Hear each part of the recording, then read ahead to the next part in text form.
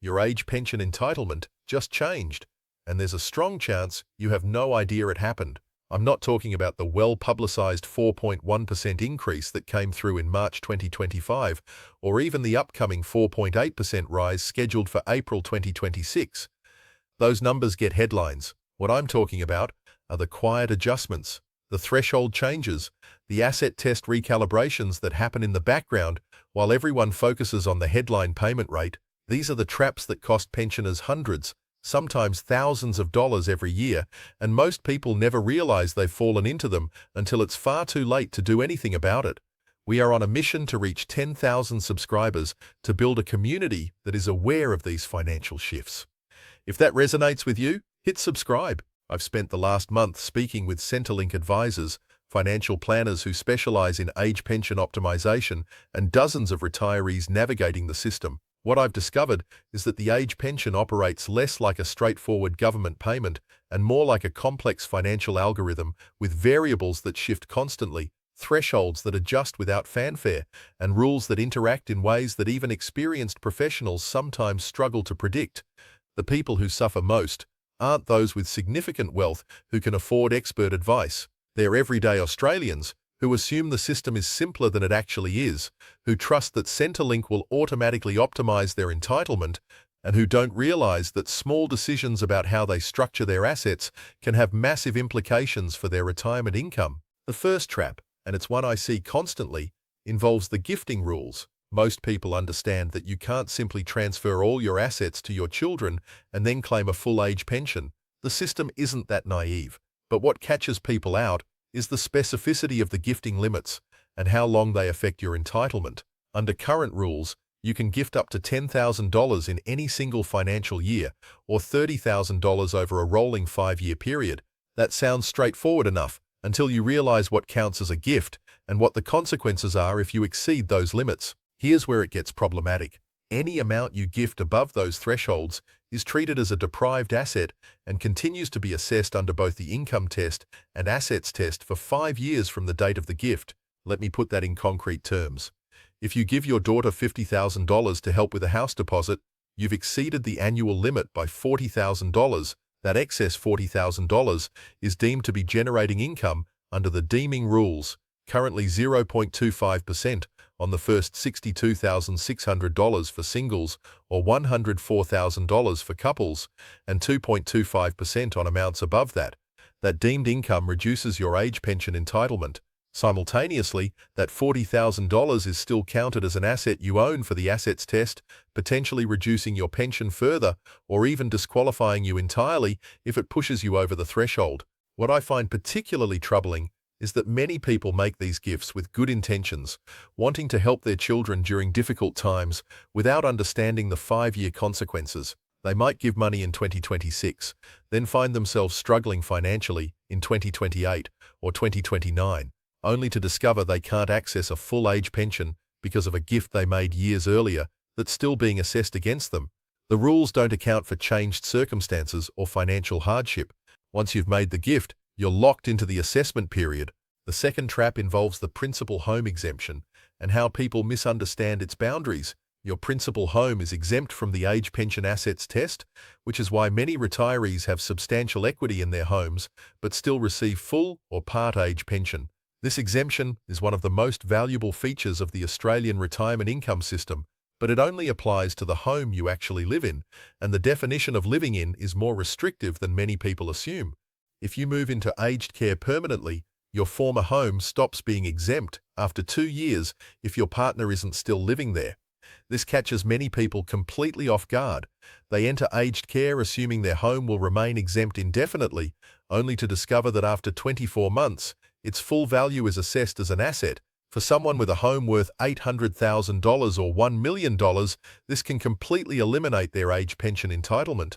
The home is still exempt during those first 2 years, specifically to give families time to make decisions about whether to sell, rent it out, or have a family member move in, but many people don't realize they're on a clock.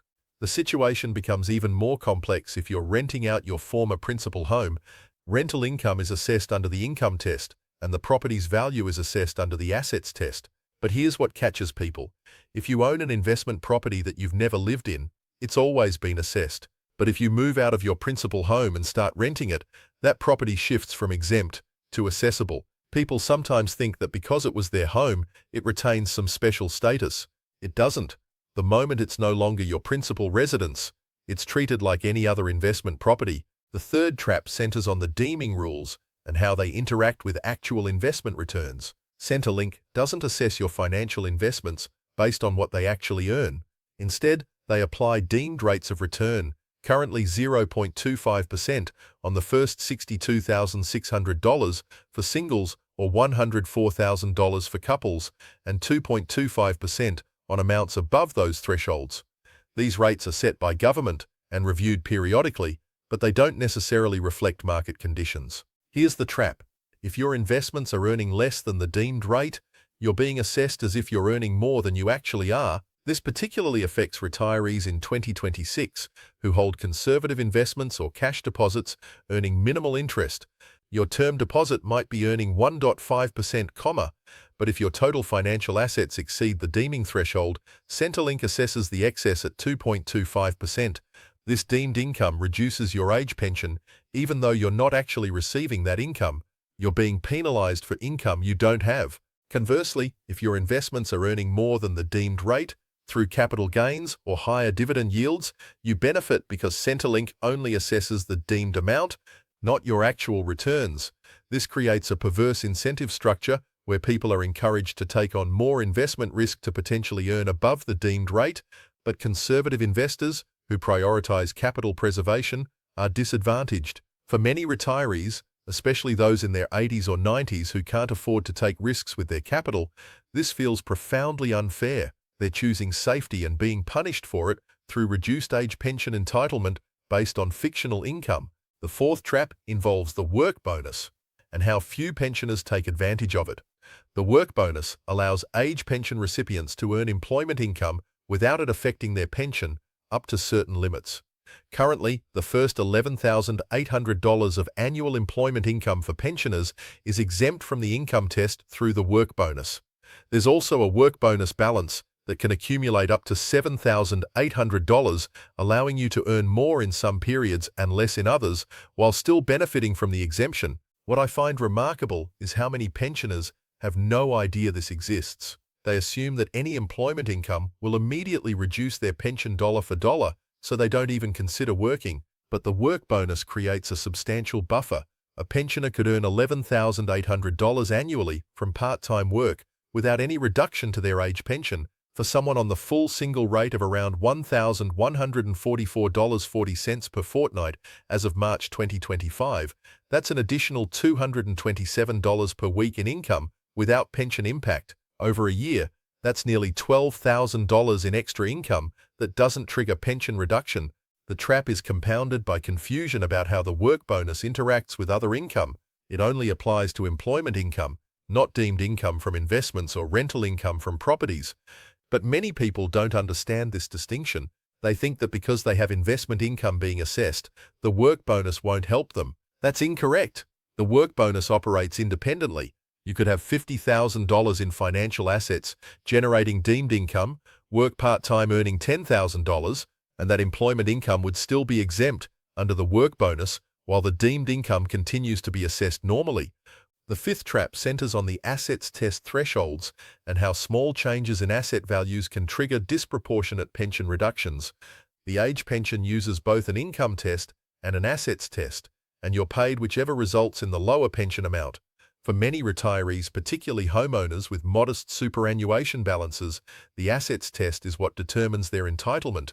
The current assets test thresholds as of March 2025 are $301,750 for single homeowners and $451,500 for couples who own their home to receive the full age pension. Above those thresholds, your pension reduces by $3 per fortnight for every $1,000 of assets until you reach the cutoff point, which is $656,500 for single homeowners and $986,500 for couples.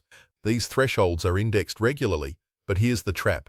Small increases in your asset values, whether from market gains on your superannuation or rising property values on investment properties, can push you across reduction thresholds without you realizing it.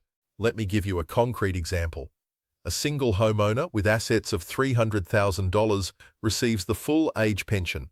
If their superannuation balance grows to $310,000 through market returns, they've crossed the threshold by $8,250.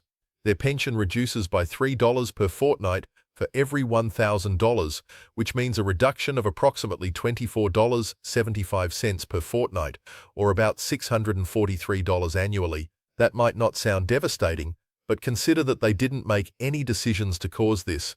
They didn't spend money, didn't restructure their assets, didn't change their investment strategy. Their super simply grew, and their pension reduced as a consequence.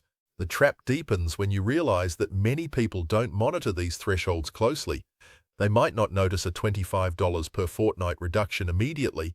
It's only when they review their pension statement months later that they realize their payment has decreased, and by then, they've lost hundreds of dollars they can't recover.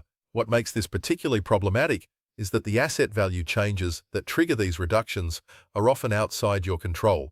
Market fluctuations, property value increases in your area, even currency movements, if you have international investments, can all push you across thresholds. The sixth trap involves the income test and how people misunderstand what counts as income. The age pension income test assesses various income types, including employment income, deemed income from financial investments, rental income, and foreign income, but what catches people out is that certain types of income are assessed differently than others, and the rules aren't always intuitive. Superannuation income streams from account-based pensions, for example, are assessed under specific rules. If you're over age pension age and receiving an account-based pension from your super, the income is assessed differently depending on whether you commenced the pension before or after January 1st, 2015. For pensions that commenced after that date, only the deemed income on the account balance is assessed, not the actual pension payments you receive. This is actually favorable, but many people don't understand it and think their entire pension payment is being assessed, leading them to make poor decisions about how much to withdraw. Rental income, by contrast, is assessed as actual income, but you can deduct certain expenses like property management fees, council rates, and interest on loans. However, you can't deduct capital costs or depreciation, which creates confusion because those deductions are allowed for tax purposes but not for age pension purposes. I've encountered retirees who structure their property investments based on tax advice without considering how it affects their age pension, only to discover they're losing more in reduced pension than they're saving in tax. Foreign income adds another layer of complexity. If you receive a pension from another country, it's generally assessed as income for the age pension, but the treatment depends on whether Australia has a social security agreement with that country. Some foreign pensions are assessed directly and reduce your Australian age pension dollar for dollar. Others are assessed under different rules. The complexity means many migrants or people who worked overseas for part of their careers don't properly declare their foreign income, either because they don't understand the rules or because they don't realize it needs to be declared, and this can result in overpayments that later need to be repaid, often with penalties. The seventh trap, and perhaps the most insidious, involves Centrelink's notification requirements and the consequences of failing to report changes in circumstances promptly. When you're receiving the age pension, you have an obligation to notify Centrelink within 14 days of any change in circumstances that might affect your entitlement. This includes changes in relationship status, changes in assets or income, changes in residential address, inheritances, gifts received, and numerous other situations. The trap is that many people don't realize what counts as a notifiable change, or they delay reporting because they think it won't make a difference, or they simply forget. If you inherit $30,000 from a deceased estate, that needs to be reported because it increases your assessable assets. If you sell an investment property, that needs to be reported because while you no longer have the property, you now have cash or other assets from the sale. If you move in with a partner, that needs to be reported because it changes your relationship status and therefore your assessment thresholds and payment rates. What makes this trap particularly dangerous is that if Centrelink later discovers you failed to report a change, they can backdate the assessment to when the change occurred. This means you could have been overpaid for months or even years, and Centrelink will demand repayment of the entire overpaid amount. I've seen cases where retirees owe $20,000 or $30,000 in overpayments because they didn't report an inheritance promptly or didn't notify Centrelink when they started a new relationship. These debts are pursued aggressively, and while Centrelink may allow repayment plans, the debt doesn't disappear and continues to cause financial stress for years. The notification trap is compounded by the complexity of determining what actually constitutes a notifiable change. If your superannuation balance fluctuates due to market movements, you don't need to report every small change because Centrelink receives regular data feeds from super funds and financial institutions. But if you make a withdrawal from your super for a specific purpose, that might be notifiable depending on what you do with the funds. If you withdraw $50,000 to renovate your home, that's generally notifiable because it's remaining in your exempt principal residence. But if you withdraw $50,000 and put it in a term deposit, that's definitely notifiable because it's now an accessible financial asset. What I find particularly troubling across all 7 of these traps is how the complexity of the system disadvantages exactly the people who can least afford to make mistakes.